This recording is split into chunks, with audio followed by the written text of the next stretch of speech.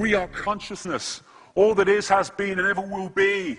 There is nothing to fear. Whatever happens, we are always that. Mind fears, because it's programmed to fear. When we're conscious, there's no fear in this. It's a shake of the head. Pathetic.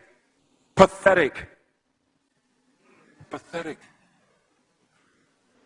And we need to do this.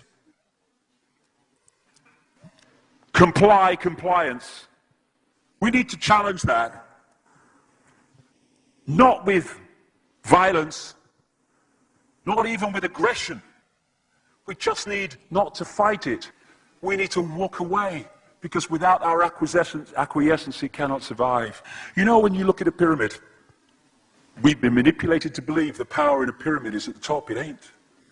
The top of the pyramid is there because the rest of the pyramid's holding it up. We're holding this whole thing together. There's a story I told many years ago of a British comedian called Larry Grayson, who died. I kind of knew him vaguely, and not closely, but vaguely. And I went to his memorial service in Covent Garden, and this other comedian did this tribute to his life in which he read out this story that Larry Grayson had told him. When they were going around the variety halls and the theatres in the 60s, they had this all-male show. And Larry Grayson was the only woman in it because he's dressed up as a woman. And he said that the end of the show, the last scene, all the sailors, all the men came on dressed as sailors, and they were singing Rule Britannia. You know, Rule Britannia, Britannia rules the waves. Oh, I'm very pleased for you. Okay? And as it built up, Larry Grayson would come on dressed as Britannia with the helmet and the shield, and he would be manhandled up the side of this pyramid to the top for the big finish. And he said one night, he said things seemed to be going rather well. He said, and then I noticed that a sailor in the bottom left-hand corner had got rather a cough. And this cough got worse and worse and worse to the point where the sailor couldn't stay in the pyramid anymore and stepped out of it. Larry Grayson, symbolic of this elite at the peak of the pyramid, ended up in the second row. And the elite, the power center, had done nothing to bring about this. One sailor, the bottom of the pyramid, had got a cough. And the whole thing collapsed. And I listened to that and I thought, my God, yes, that's it. We, the powerless people, are holding the powerful people up there, and they know that. They're terrified of us realizing that. Do you remember that movie, animated movie, A Bug's Life? A Bug's Life with the grasshoppers? And what happened was, there was these ants, and Ant Island as they called it, and these grasshoppers used to come every year and take all the food, and the ants had to spend a whole year gathering the food together for the grasshoppers because they were terrified of the grasshoppers. And there weren't many of these grasshoppers, and one day they're in their winter quarters in a tree, these grasshoppers, and they've got all the food they need, and someone suggested among the rank and file grasshoppers that they didn't need to go to Ant Island this year because they had all the food they needed. And then out came the leader of the grasshoppers to tell them the facts of life, and the few are going to control the many. It's a wonderful speech. If you ever can see that movie, A Bug's Life, I do recommend it. And he said, basically,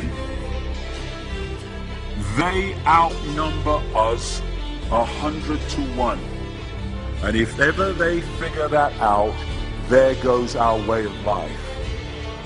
So we have to keep the pressure on, basically. We have to keep them working, so they don't figure out where the real power is.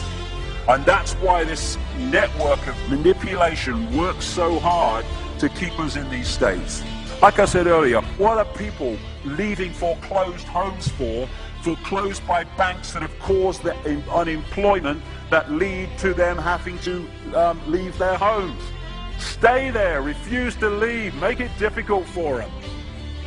Expose them for what they are. We make it so easy, the non-compliance. No longer will we just do it because we're told to do it. Is it just? Is it right? Okay, I'll do it. Is it unjust? Is it not right? I ain't doing it. We start to make the decisions on what we will and will not do based on our values and not some imposition from the dark suits. These people are gonna give me, grant me, or grant me not my freedom. I'm all that is. You can't grant me freedom. No one can grant me freedom. I am freedom. It's what I am.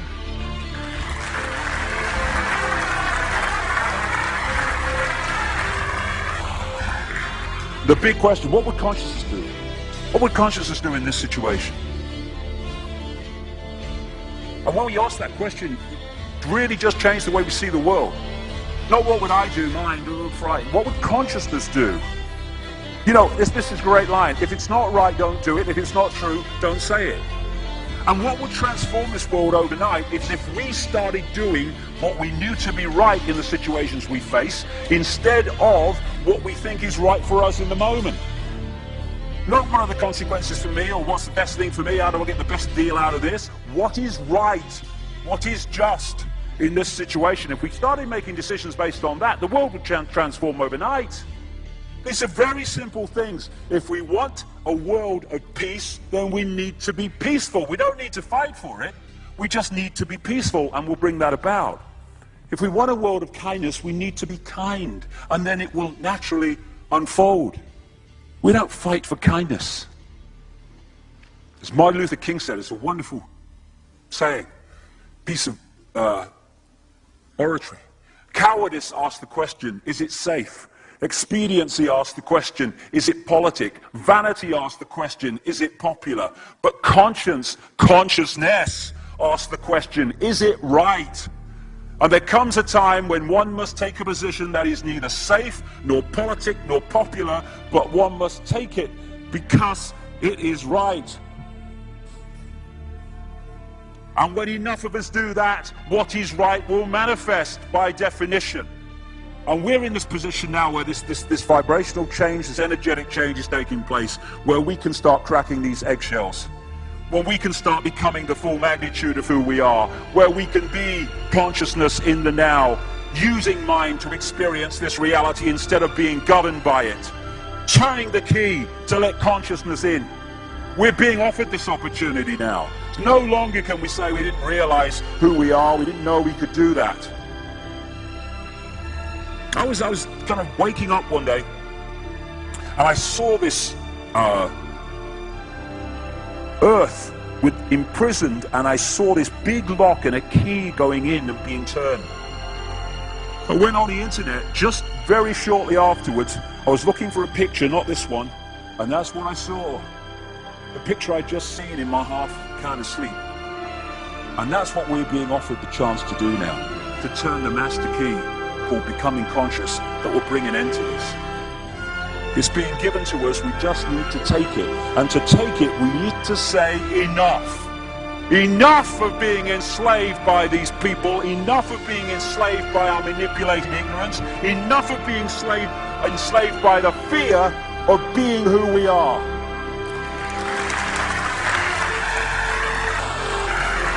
Enough! It is time to fly. It is time to fly. Thank you very much.